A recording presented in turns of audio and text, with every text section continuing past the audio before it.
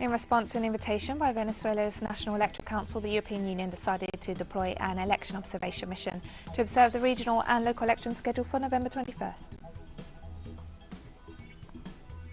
A federal court judge in the Brazilian capital has dismissed an attempt to reopen the Lava Jato investigation against former President Luis Inácio Lula da Silva. People took to the streets of Bahrain's capital on Thursday to protest the visit by the Israeli foreign minister and opening of the Israeli embassy. From the headquarters of teleSUR English in Havana, Cuba, this is From the South, I'm Katrina Goss. In response to an invitation by the National Electoral Council of the Bolivarian Republic of Venezuela, the European Union has decided to send an election observation mission to observe the regional and local elections scheduled for November 21st. The bloc's High Representative for Foreign Affairs and Security Policy, Joseph Borrell, appointed Isabel Santos as Chief Observer of the 2021 EU Election Observation Mission to Venezuela. The core team of the mission consists of 11 election experts who will arrive in Caracas in October. Following the EU election observation methodology, the mission will issue a final report that will be presented and shared with stakeholders after the finalisation of the entire electoral process. The move represents a step forward in relations with the bloc, which has previously refused to recognise elections held in the country.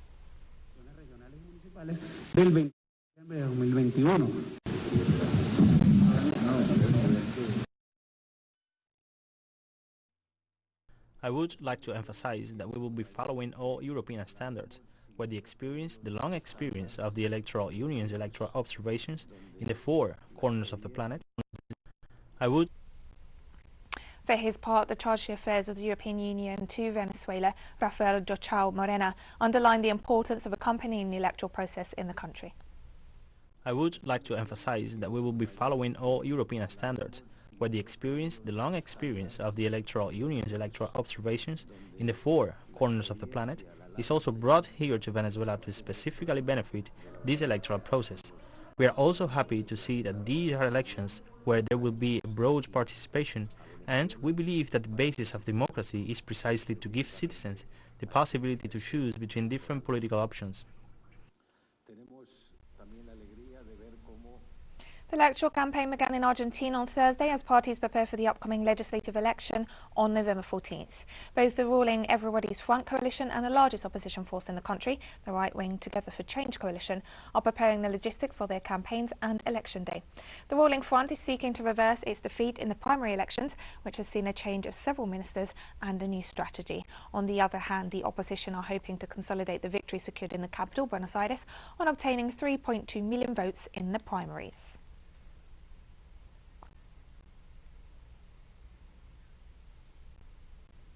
Indigenous people in Paraguay protested outside Congress on Wednesday against the land invasion bill that stiffens penalties and could see them evicted from disputed territories. As indigenous and rural residents mobilized in the streets in the vicinity of the Paraguayan Congress, the Chamber of Deputies approved the bill that increases prison sentences for invading private property to up to 6 years. The legislation is a blow to several indigenous communities who reside on improvised settlements on supposedly private lands, pending the restitution of their rights to these territories. The bill now passes to the executive for enactment or for veto.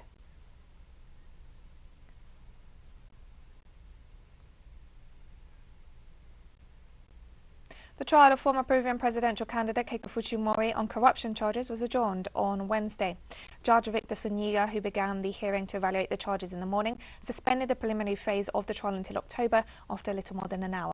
The far-right political figure and daughter of jailed former dictator Alberto Fujimori has twice been held in preventive detention for this case, 16 months in total. She's accused of receiving illegal payments from the Brazilian construction giant Odebrecht to finance her 2011 and 2016 presidential campaigns.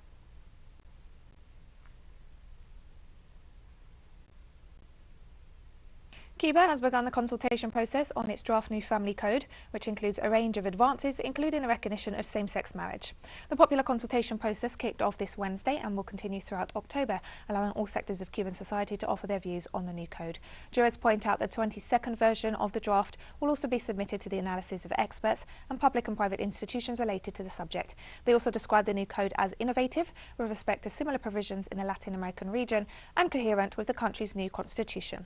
The text includes recognition of a plural and inclusive concept of families, reflecting the reality of Cuban society today that includes those made up of LGBTQ IQ plus people and guarantees their rights. The new code will be submitted to the National Assembly for its analysis following the consultation before a subsequent popular referendum. And we'll be right back after this very short break, so don't go away.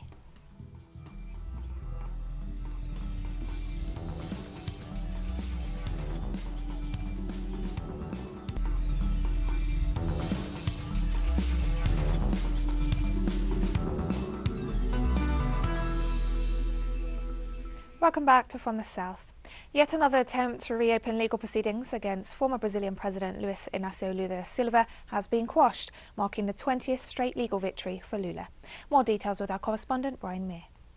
After the Brazilian Supreme Court reversed all convictions of former President Luiz Inácio Lula da Silva related to the Lava Jato investigation, which was a partnership between the U.S. Department of Justice and a small group of public prosecutors in the Curitiba district, many Anglo journalists tried to insinuate that Lula could still be convicted in another district. In fact, what the Supreme Court did was they nullified all evidence that had been presented against Lula in the ambit of Lava Jato and threw out the convictions because of illegal forum shopping, specifying that if someone wanted to try to reopen charges without any of the evidence that was used in Lava Jato, they should do it in an appropriate court district, and they designated Brasilia as this district. So this morning, Brasilia Federal District Court Judge Poliana Maciel rejected a move by prosecutors to reopen the investigation against Lula in the Itabaia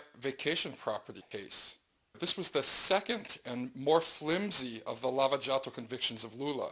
It was based on allegations that Lula had accepted illegal reforms on a vacation property. But the case had several problems. First of all, the property in question was registered in the name of somebody else, and it wasn't just a random person, it was the former mayor of Campinas. Secondly, there was no material evidence presented, just as in the case of the triplex apartment. The only evidence that prosecutors had ever shown was a coerced plea bargain testimony made by a convicted criminal in exchange for massive sentence reduction and partial retention of illicit assets. So what this ruling today really does is it sends a message out that it's going to be almost impossible, legally speaking, to remove Lula from next year's presidential elections. It looks like Lula's candidacy is more solid than ever.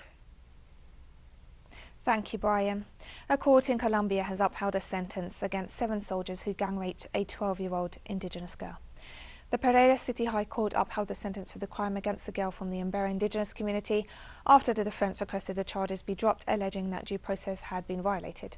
The court analysed over 160 investigative actions, which confirmed the participation of the soldiers in the sexual assault. 6 rapists will serve a 16-year sentence, while another soldier was sentenced to 8 years in prison for his complicity in the abuse of the child. The case sparked outrage among indigenous communities and activists in a country where sexual abuse of women and girls by the military is widespread. The Colombian army reported having discharged over 100 military personnel since 2016 for their involvement in sexual assaults.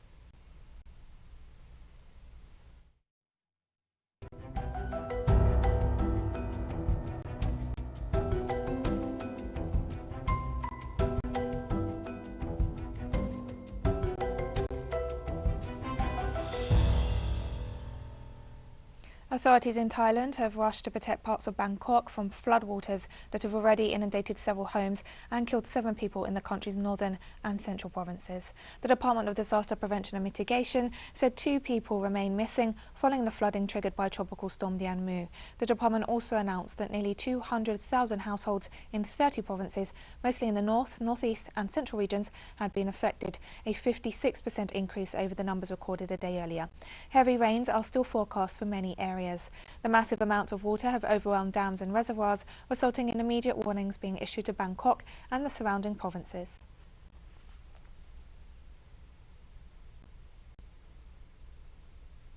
According to officials at the United States Geological Survey, Hawaii's Kilauea volcano has erupted after hours of increased activity. The alert level has been raised to the highest level, but there's no immediate threat to populated areas. The eruption began on Wednesday morning when the Hawaiian Volcano Observatory detected a glow while looking at webcam images from the volcano's summit. Lava became visible a short time later, and the eruption appeared to intensify during the night. The Hawaii Red Cross elevated the volcano alert level from watch to warning and its aviation colour code from orange to red as the new eruption and associated hazards are evaluated.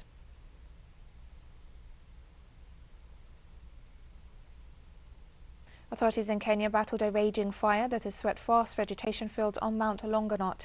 Firefighters joined emergency response teams that included the Kenya Wildlife Service to contain the fire, whose smoke was visible from miles away. An immediate assessment from officials showed that mostly vegetation has been affected and most wildlife in the ecosystem has withdrawn to safe areas. Officials suspect the fire was started by people grazing animals or hikers who frequently mounting for its beautiful trails. The mount is also home to hundreds of birds and is frequented by birdwatchers from across the globe.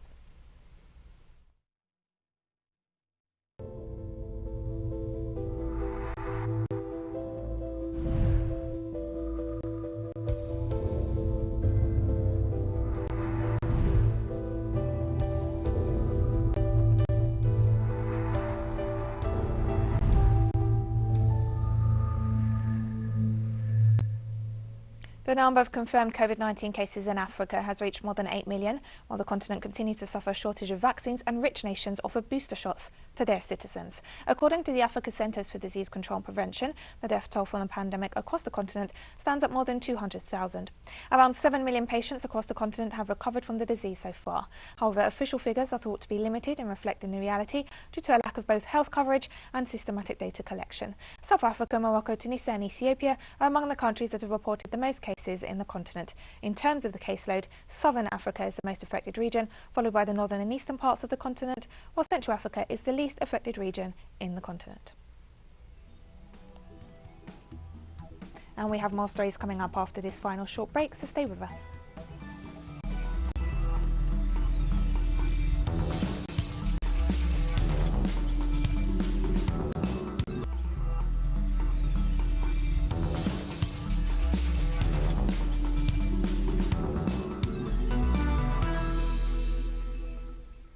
Welcome back to From the South.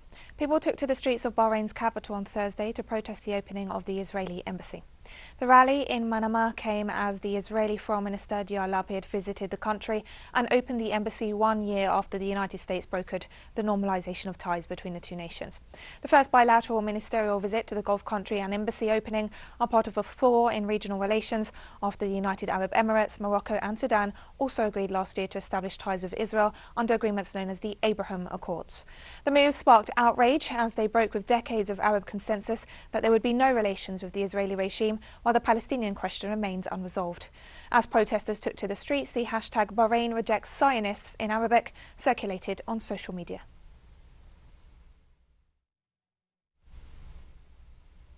And a spokesman from the Palestinian resistance movement Hamas referred to the Israeli Foreign Minister's visit to Bahrain, noting the move only serves Zionist interests.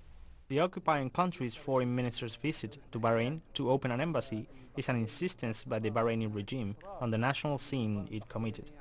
By signing the normalization agreement, this agreement, visit and the opening of the embassy only serve the Zionist interests and narrative, but harms our people, their cause and their legitimate struggle.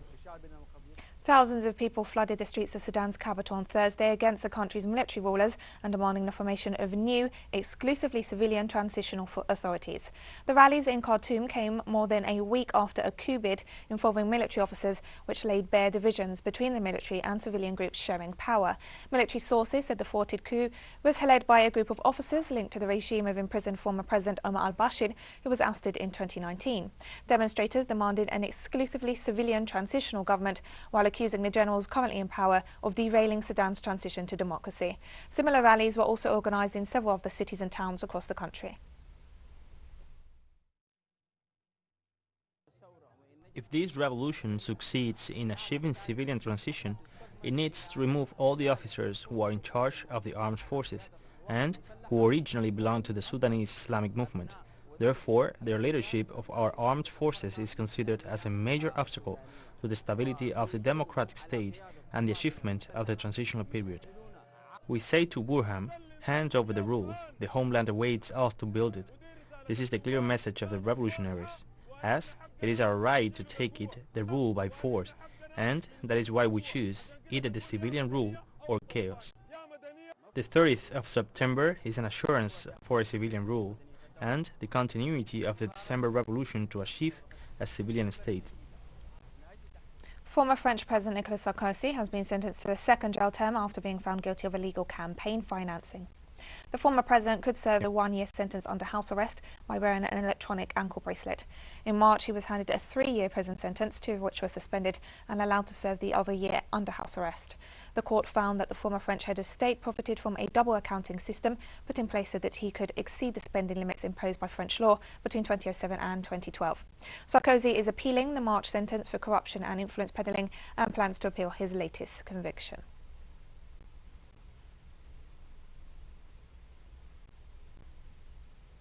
On Wednesday, the European Union's top court cancelled 2 trade deals with Morocco for agricultural products and fish from the disputed Western Sahara after a case brought by the Polisario independence movement. The European Court ruled in favour of the front and annulled both the fishing agreement and the tariff advantages agreed between the European Union and Morocco. The ruling is due to the fact that the agreements include the territory illegally occupied by the Kingdom of Morocco since 1975. The decision was adopted after the presentation of 2 appeals lodged by the Polisario Front, an entity internationally recognised as representative of the Sahrawi people to whom the occupied territory belongs. The appeals allege that the covenants are in violation of international law and deprive the Sahrawis of the right to exploit their own resources.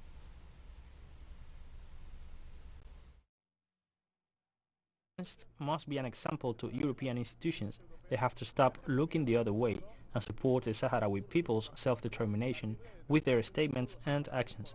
Help to end the terrible situation of those expelled from their country for 44 years and in a refugee camp in the middle of the desert in inhuman conditions. Europe has an enormous responsibility in finding solutions and must get involved in following the different UN resolutions to demand to organize a referendum of self-determination in Western Sahara. And we've come to the end of this news brief. Remember, you can find these and many other stories on our website at telesurenglish.net, and you can also follow us on social media for all the latest news. We're on Facebook, Twitter, Instagram and Telegram. For TeleSUR English, I'm Katrina Goss, and thank you for watching.